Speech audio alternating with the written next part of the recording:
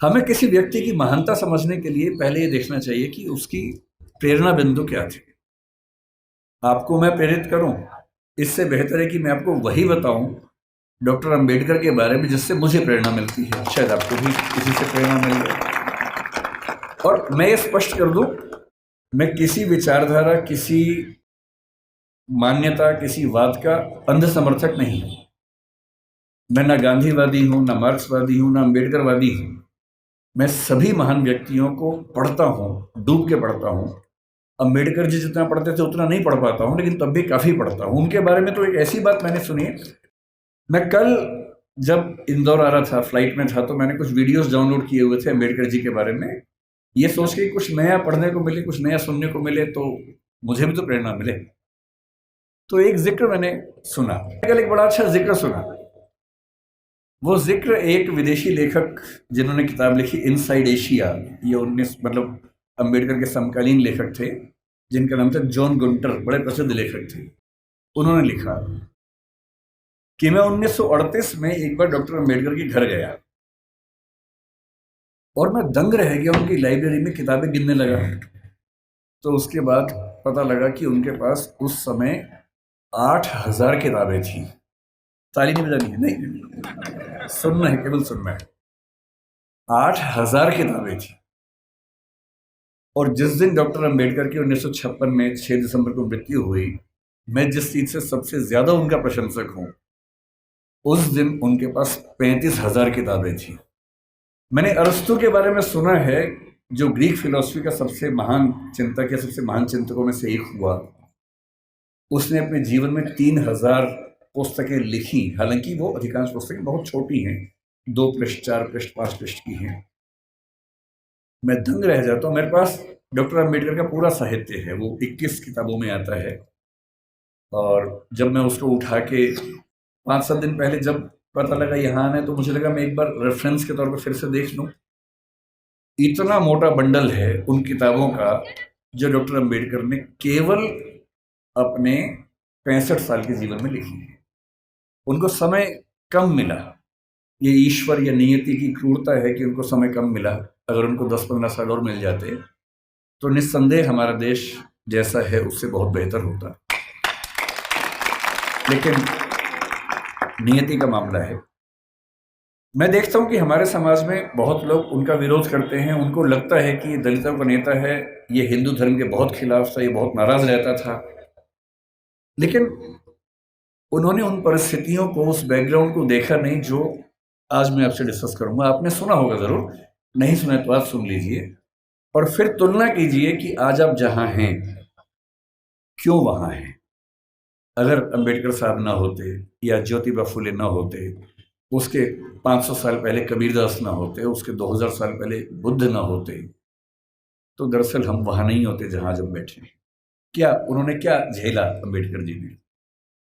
क्योंकि आप बच्चे हैं इसलिए मैं वही सी चीजें बताऊंगा जो आपको थोड़ा सुन के समझ में आएंगी और प्रेरणा मिलेगी आपको। जब वो 6 साल के हुए, यहीं पैदा हुए, यही उनका घर है, मुझे बताया गया इसी घर में उनका जन्म हुआ। आप लोग कितने सौभाग्यशाली है कि आप यहाँ आते हैं। मैं तो पहली बार जीवन में आया हूँ। कुछ दिन पहले इंदौर पहली बार मैं आया था, 1 साल पहले। मुझे ये नहीं पता था कि इतना पास में वो जगह है, वरना मैं उसी दिन आता। तो मुझे बड़ा आश्चर्य हुआ कि मैं इंदौर तक आया भी और मुझे पता नहीं चला।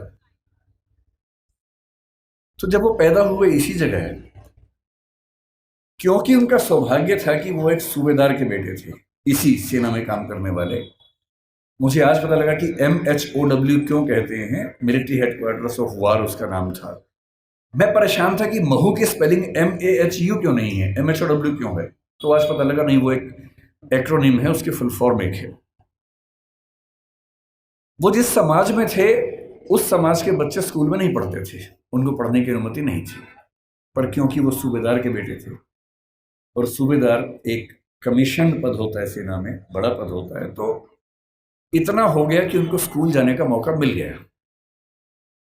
पर उनकी माँ को, आदरणीय भीमाबाई जी को अच्छे से पता था कि जब बच्चा स्कूल जाएगा तो इसके साथ बहुत बुरा बर्ताव होगा, जिसको आपकी भाषा में बुलिंग कहते हैं, आजकल के बच्चों की भाषा में बुलिंग कहते हैं, उसका खतरा था। और माताओं को, पिताओं को बहुत चिंता होती है कि हमारे बच्चे के साथ स्कूल में ज्यादती ना हो, बदतमीजी ना हो। कल को आप भी पेरेंट्स बनेंगे, आप भी इस दर्द से गुजरेंगे। ऐसे कई बच्चे होते हैं, कोई फिजिकली उतना ठीक नहीं है, कोई मेंटली उतना ठीक नहीं है। जब वो स्कूल जाते हैं बच्चे, एक तो पहले वो पीड़ित है, उसके बाद स्कूल के बाकी बच्चे उनका मजाक बनाते हैं, चिढ़ाते हैं। पेरेंट्स को इतना दर्द होता है इस बात से, लेकिन क्या करें। तो उनकी माता जी ने, भीमाबाई जी ने कहा कि देख बेटा, स्कूल जा रहा है, पहले ही समझा रही हूं, बहुत बुरे अनुभव होंगे। लड़ना मत, झगड़ना मत, विद्रोह करके छोड़ मत देना, क्योंकि पढ़ाई करोगे वो अकेला रास्ता है कि कुछ बड़ा कर पाओगे जीवन में, वरना कोई दूसरा रास्ता नहीं है। इस बात को उस छोटे से बच्चे ने मन में बिठा लिया। वो स्कूल गया। उस स्कूल में पहली बार कोई ऐसा बच्चा आया था जो समाज के अछूत कहे जाने वाले समुदाय का हिस्सा था। जो बाकी बच्चे थे बुरे नहीं थे, पर वो भी अपने अपने घर से सीख रहे थे, अपने समाज से सीख रहे थे। उनको ये पता था कि ऐसे बच्चों के साथ नहीं बैठना है, दूर रहना है। तो व्यवस्था हुई कि वो स्कूल में क्लास के सबसे अंत में, जहां सारे बच्चों के जूते चप्पल रखे हैं, उसके पड़ोस में एक दरी छोटी सी बिछा के बैठेंगे, और दरी भी खुद लेके आएंगे ताकि स्कूल में कोई और व्यक्ति अपवित्र ना हो। अब सोच के देखिए, इमेजिन कीजिए उस बच्चे की हालत कि एक बच्चा है, अपने घर से दरी लेके आता है, क्लास के अंत में जहां जूते चप्पल रखे हैं उसके पास में बिछाता है, बैठता है, बाद में लेके जाता है।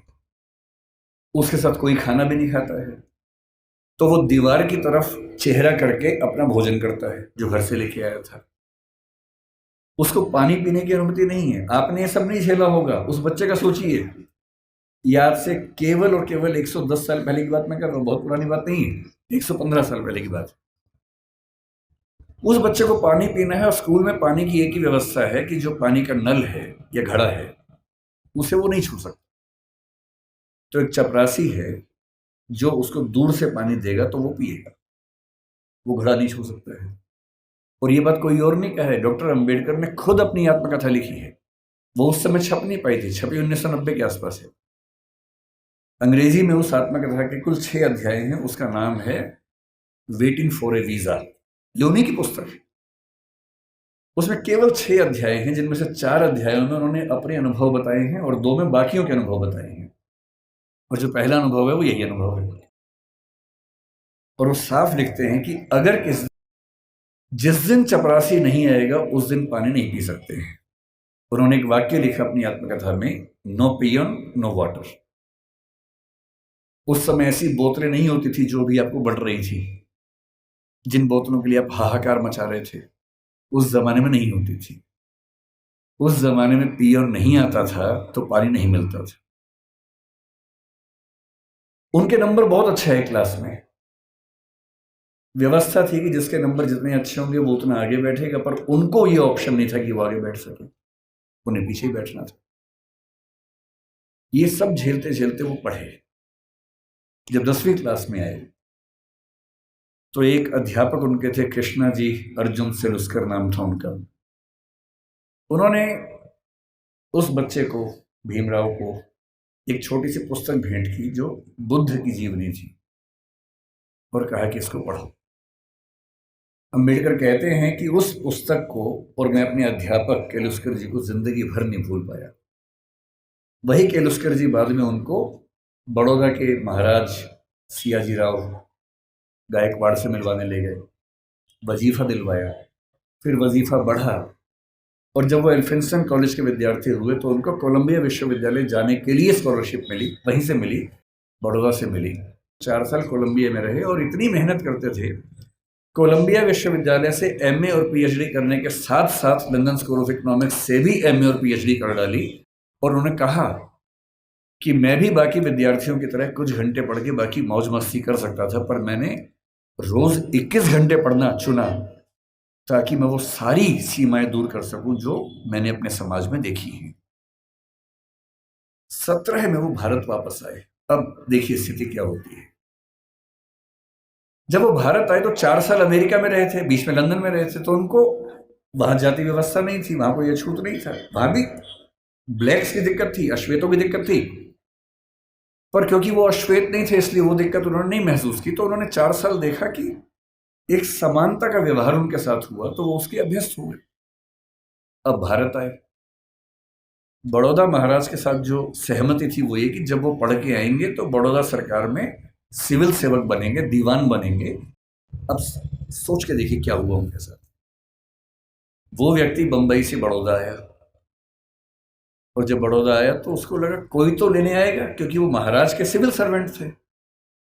स्टेशन पर कोई लेने नहीं आया उनको, क्योंकि उनका समाज पिछड़ा हुआ था।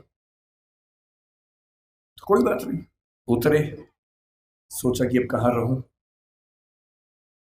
उनको अंदाजा था कि जो हिंदू समाज की धर्मशालाएं हैं, होटल से, वहां उनको अनुमति नहीं मिलेगी, क्योंकि वो अस्पृश्य माने जाते हैं।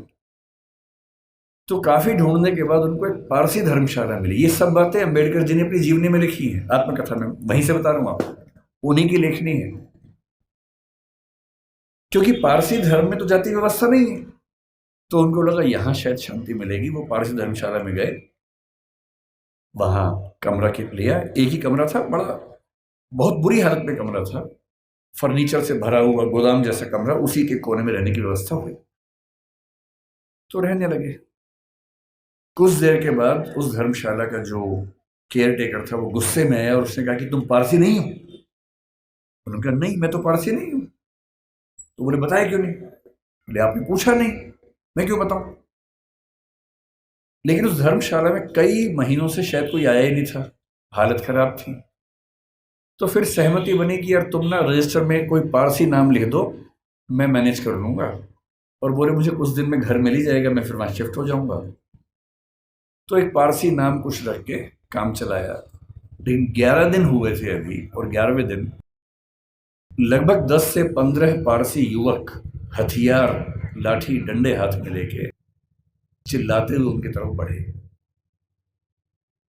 और तब उन्होंने कहा कि एक अछूत आदमी पारसी धर्मशाला में कैसे आ गया? तुमने हमारी धर्मशाला खराब कर दी। अंबेडकर जी ने कहा कि आपके धर्म में तो जाति व्यवस्था है नहीं। बोले वो सब हमें नहीं पता, भागो यहां से। और खतरा था कि हिंसा हो सकती थी। अंत में तय हुआ कि शाम तक का समय है, छोड़ देना, वरना छोड़ेंगे नहीं। डॉक्टर अम्बेडकर अपने ऑफिस गए। ऑफिस में उनकी कुर्सी अलग बनाई गई। उनका चपरासी उनको पानी इस तरह से देता था कि जैसे किसी खराब व्यक्ति को दे रहा हो। फाइलें फेंक के देता था ताकि छू ना ले। आप उस व्यक्ति का मन सोचिए कि जो व्यक्ति इतना पढ़ के आ गया है, अमेरिका से पीएचडी, लंदन से पीएचडी कर चुका है, इकोनॉमिक्स में पहली बार देश में किसी ने इतने गंभीर स्तर पर अध्ययन किया होगा, उसके साथ ये बर्ताव हो रहा है। उन्होंने महाराजा के सचिव से बात की, भाई मुझे रहने को घर कब मिलेगा, छोड़ना है मुझे। कोई जवाब नहीं मिल पाया। शाम तक छोड़ना है। पूरे बड़ौदा में एक भी जगह नहीं है जहां वो रह सके। अंतिम उपाय क्या किया? अपने एक हिंदू दोस्त से बात की कि भाई, जो 2 दोस्त उनके बाहर से पढ़ के आए थे, एक हिंदू एक ईसाई, दोनों से बात की। हिंदू दोस्त से कहा ऐसा कि ऐसे ऐसे छोड़ना पड़ रहा है पारसी धर्मशाला, क्या मैं तुम्हारे घर रह सकता हूं? बहुत प्रगतिशील व्यक्ति था, पर उसने 2 मिनट चुप होकर बोला कि देख यार, मुझे तो दिक्कत नहीं है, पर मेरे यहाँ जो लोग काम करते हैं ना, वो सब काम छोड़ देंगे, क्योंकि तुम अगर रहोगे तो वो फिर सब खत्म हो जाएगा। तो बोले ठीक है, कोई बात नहीं। एक ईसाई दोस्त था, ईसाइयों में तो प्रथा नहीं होती है, उससे पूछा। उसने कहा यार, हूं तो मैं ईसाई, लेकिन कुछ पीढ़ी पहले हम हिंदू थे, तो हमारे परिवार में अभी तक वो संस्कार हैं, और मेरी पत्नी इस बात से भड़क जाएगी कि आपने एक अछूत को अपने घर में कैसे बुला लिया। और तब डॉक्टर अम्बेडकर लिखते हैं अपनी आत्मकथा में, जो हिंदू समाज के लिए अछूत है वो पारसी के लिए भी अछूत है, वो ईसाई के लिए भी अछूत है। और यही मुंबई में सिडनेहम कॉलेज में जब वो प्रोफेसर बन के गए, वहां भी ये बर्ताव हुआ कि उनको पानी पीने की व्यवस्था अलग थी। सिडनेहम कॉलेज, जो कि बहुत प्रतिष्ठित कॉलेज है मुंबई का, एक बार घड़ा छू लिया तो घड़े को तोड़ा गया पवित्र करने के लिए। और तब उनको फिर ये लगा कि ये अलग अलग धर्म जो दावा करते हैं कि हम समानता वाले धर्म हैं, उन सबका ऐसा बर्ताव क्यों है? फिर एक घटना लिखते हैं अंबेडकर जी अपनी आत्मकथा में। एक बार वो नासिक से औरंगाबाद जा रहे थे निजी यात्रा पे कुछ दोस्तों के साथ। उन्होंने जानबूझ के सबसे कहा किसी को बताना मत, मैं नहीं चाहता किसी को पता लगे, निजी यात्रा रखेंगे इसको। रास्ते में दौलताबाद का किला पड़ा। दौलताबाद का किला ऐतिहासिक स्थल है, उनकी इच्छा हुई कि देखते हैं उसको। तो 7-8 दोस्त खूब धूल मिट्टी झेलते हुए वहां पहुंचे। किसी को बताया नहीं था। जब पहुंचे तो वहां एक पानी का हौद था जहां पर लोग हाथ मुंह धो लेते हैं। इन सब ने वहां पर हाथ मुंह धो लिया। इतने में वहां कुछ मुस्लिम युवक गुस्से में आए हथियार लेके। उनको किसी ने बता दिया था कि ये लोग अछूत समुदाय से हैं और लड़ने लगे उनके साथ। अम्बेडकर जी ने उनको समझाया, डांटा, कहा भाई तुम तो मुसलमान हो और तुम्हारा धर्म तो कहते कि हम सब बराबर हैं। वो बोले वो सब बेकार की बात है, तुमने हमारा ये अपवित्र कर दिया है। और हालत ये आ गई कि अंबेडकर जी को लगा कि अब हिंसा भी हो सकती है और ऐसा ना हो कि कुछ बड़ा नुकसान हो जाए।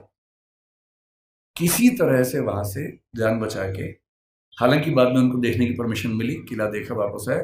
और उस दिन उन्होंने लिखा भी डायरी में, जो हिंदू पारसी ईसाई के लिए अछूत है वो मुसलमान के लिए भी अछूत है।